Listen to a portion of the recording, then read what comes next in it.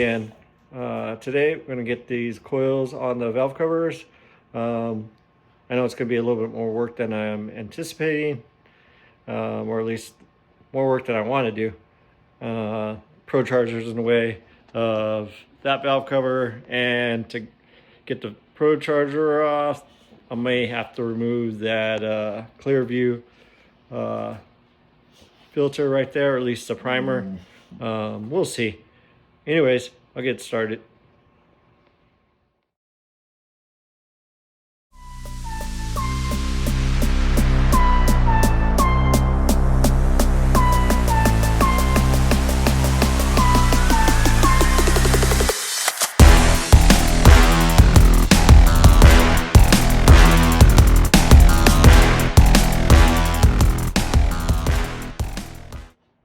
This guy comes off.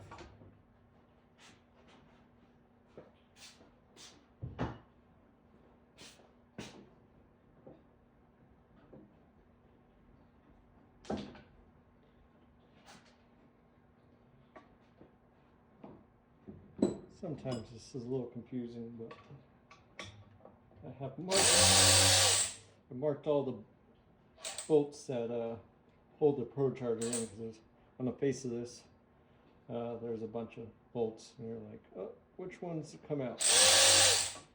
But kind of got a little red in there. I painted them. Just some of them a little bit more obvious.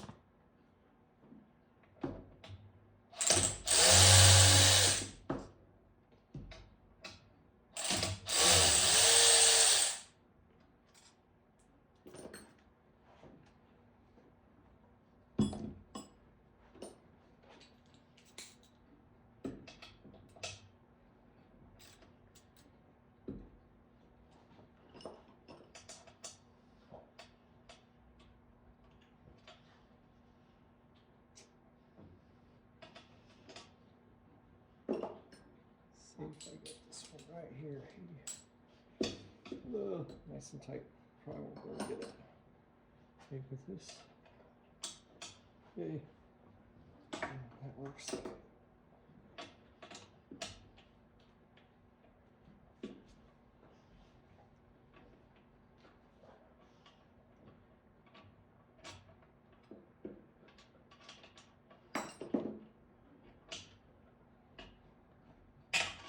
See it there.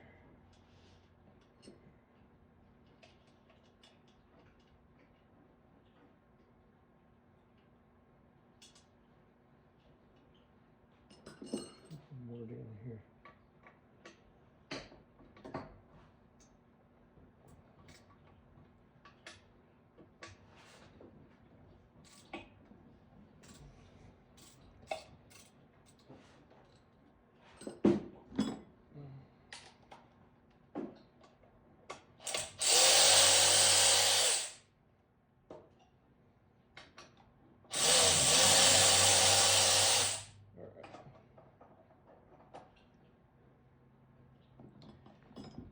That's it. I think. What am I missing? Ooh, I did miss one more.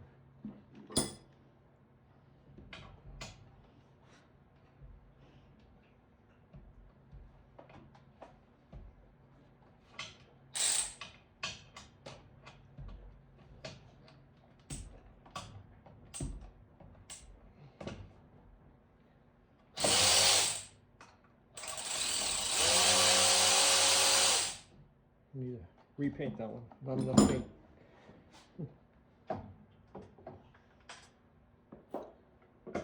All right, there she is.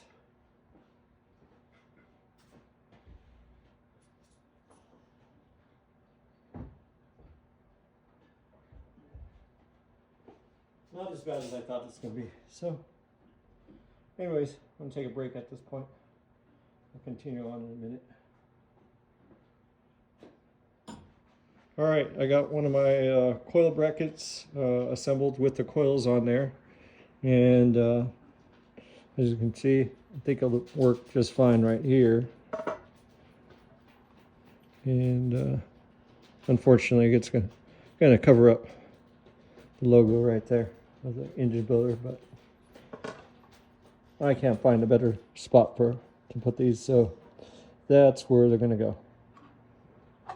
And hopefully this sheet metal is thick enough to hold the weight. I'm pretty sure they are, but believe it or not, these are pretty heavy.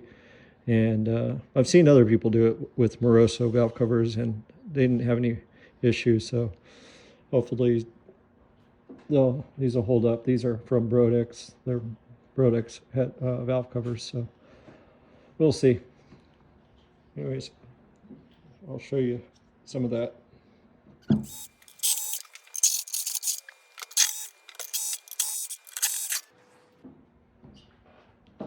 See how much water is underneath this valve cover. We're running 85, so expecting it to look like pretty milky.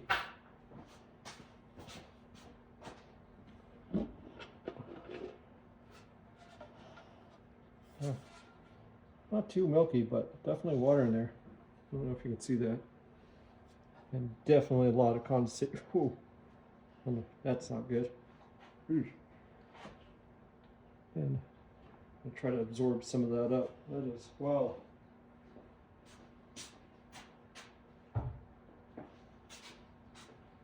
I guess that's why I've heard Steve Morris say every time he runs his engine, he takes his valve covers off, and there you go. That's why. All right, what I got here is got one of these coil brackets. Got it mocked up in the center, exactly where I want it. I'm just going to drill this thing out, and hopefully it lands right where I want it.